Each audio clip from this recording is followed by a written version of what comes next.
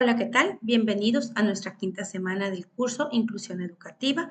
Soy maestra Maribel Belducea Contreras y he tenido la oportunidad de acompañarnos a través de estas 5 semanas de aprendizaje en donde hemos estado analizando y valorando la inclusión desde una perspectiva general y específica. Vimos primero los conceptos contextualizando la inclusión, la educación, las necesidades educativas especiales y la UNESCO con la educación para todos en la primera semana.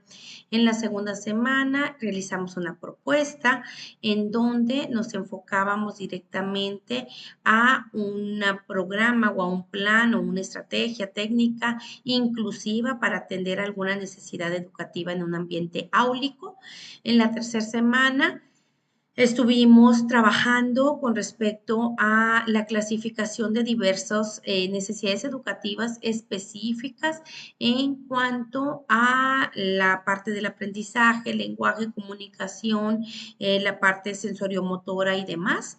Y en la semana 4 estuvimos trabajando específicamente con necesidades educativas, con grupos vulnerables, la migración, los adultos mayores, todos esos personas que son vulnerables en nuestra sociedad y cómo nosotros podemos generar alguna propuesta para poder incluir a estos grupos para poder atender esas necesidades.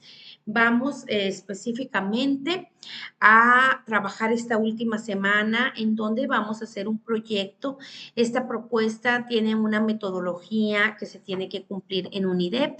Esta metodología lleva un orden con respecto a la estructura de presentación. Yo tengo que atender alguna necesidad educativa, tiene que ser, pues indudablemente que tiene que relacionarse con la inclusión educativa. Voy a atender una necesidad, voy a decir, yo voy a hacer una propuesta, maestra, para atender la inclusión en el rezago específico de la discalculia. Voy a generar un programa. Entonces, usted al generar ese programa tiene que específicamente seguir ese planteamiento del problema de una forma metodológica en donde usted pues fundamente su propuesta con cuál es el objetivo de su proyecto, cuál es la justificación, explicar los fundamentos teóricos, el por qué eligió, va a trabajar discalculia. Bueno, teóricamente, ¿qué es la discalculia? ¿Cómo se estructura? ¿Cuáles son los elementos que tiene que considerar y demás? Esa propuesta, si usted la puede atender a un contexto en específico, pues estaría idóneo decir, maestra, es que en mi salón de clases está pasando esto.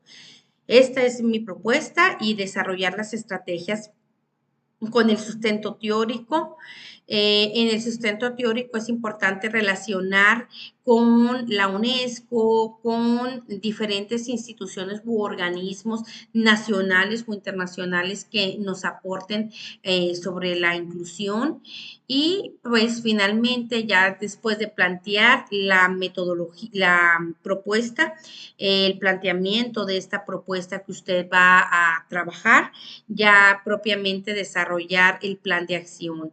El plan de acción consiste en describir la estrategia en que usted va a implementar y esta descripción tiene que ser lo más específicamente en donde quede claridad de cuál es el problema, cuál es la fundamentación de ese problema, cómo se va a trabajar ese problema, cuál sería la propuesta de mejora que ustedes están proponiendo.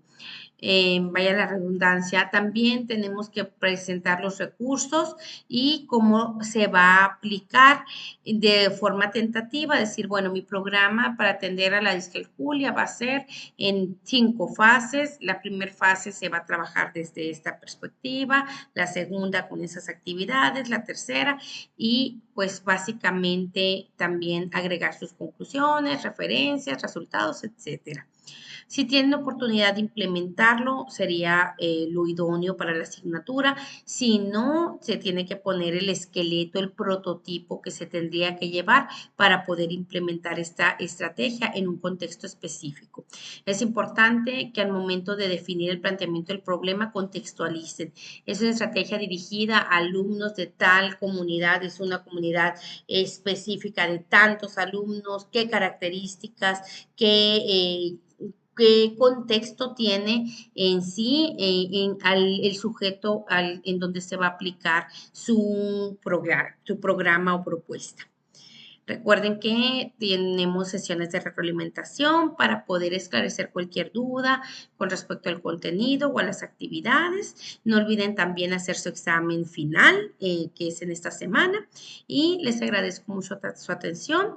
Les deseo mucho éxito y seguimos en comunicación.